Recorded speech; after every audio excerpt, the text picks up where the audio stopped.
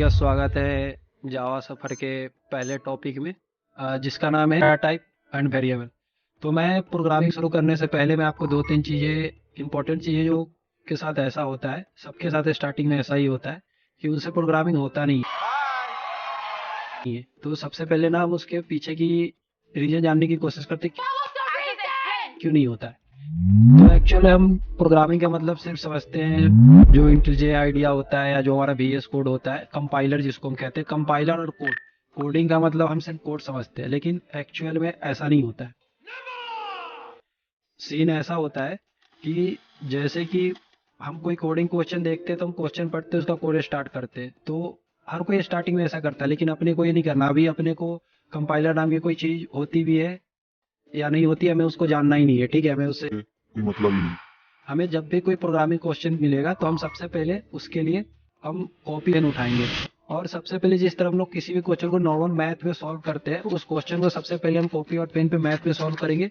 उसके बाद हम उसको कंपाइलर पे करेंगे। ठीक है, इससे क्या होगा कि पहले हम क्वेश्चन सॉल्व कर लेंगे, फिर हम उसका कोड करने जाएंगे, तो वो चीजें मतलब हमें आसानी होगा। इसको प्रोग्रामिंग लैंग्वेज में इस प्रोसेस को ड्राई और रन प्रोसेस, कि पहले क्वेश्चन पढ़े, उसको कॉपी पे ड्राई रन करनी है। अगर कॉपी पे अगर वो कोड हमें लग रहा है कि हाँ जो प्रोसेस से मैंने सॉल्व किया वो ठीक है, कंपाइलर पे सॉल्व करने की कोशिश करते हैं। हम प्रोग्रामिंग में जब हम स्टार्टिंग की बात करते हैं तो ये बात मैं क्लियर कर देता हूँ। अगर ये का पहला प्रोग्रामिंग लैंग्वेज है तो आपको कंपाइलर बिल्कुल डाउनलोड नहीं करना है।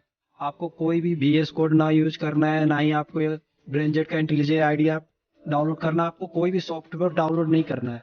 डाउनलोड ना करने के पीछे का रीजन बताता हूँ। इसमें होता है क्या है कि हमें ना वहाँ पे शॉर्टकट मिल जाते हैं। जैसे कि हम इंटेलिजेंट आइडिया डाउनलोड किए, वहाँ पे गए तो हमें ना पूरा टाइप करने को नहीं मिलता। हमें वो थोड़ा सा हम कुछ लिखते हो पूरा हिंट दे देते हैं, तो जिसके कारण स्टार्टिंग में लॉजिक बिल्डिंग में बहुत सारा प्रॉब्लम होता है।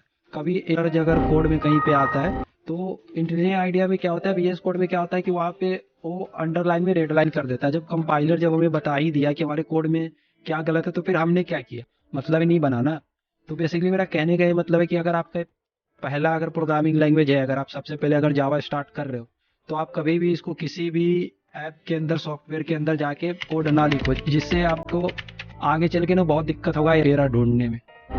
तो सबसे पहले हमें करना है कि कोई भी जावा के क्वेश्चन को या किसी भी प्रोग्रामिंग लैंग्वेज के किसी भी क्वेश्चन को सबसे पहले कॉपी पेन पे सॉल्व करना है। इसके कारण आपको कोई सा भी क्वेश्चन आपको टफ नहीं लगेगा। और दूसरी बात कंपाइलर की, तो कंपाइलर के लिए हम ऑनलाइन कंपाइलर का यूज करेंगे, जिससे हम ऑनलाइन कंपाइलर नॉर्मल गूगल पे जाएंगे, क्रोम पे जाएंगे, गूगल पे लिखेंगे जावा ऑनलाइन कंपाइलर। जो कंपाइलर हमें सबसे पहले दिखेगा, हम उसके लिंक पे क्लिक करके वहाँ पे जाके और वहाँ पे जाके हम कोड लिखेंगे। अब ऑनलाइन कंपाइलर पे कोड लिखने का पहला बेनिफिट ये है कि ऑनलाइन कंपाइलर पे ऑटो हिंट्स नहीं देते हमें, कि जैसे हम जितना लिखेंगे वो पे उतना ही लिखा जाएगा ऑटोमेटिक, वहाँ पे कोई भी चीज़ें नहीं होता।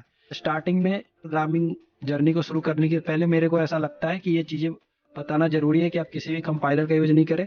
और दूसरी बात, हम आप हमेशा क्वेश्चन को कॉपी और पेन के ऊपर सॉल्व करें।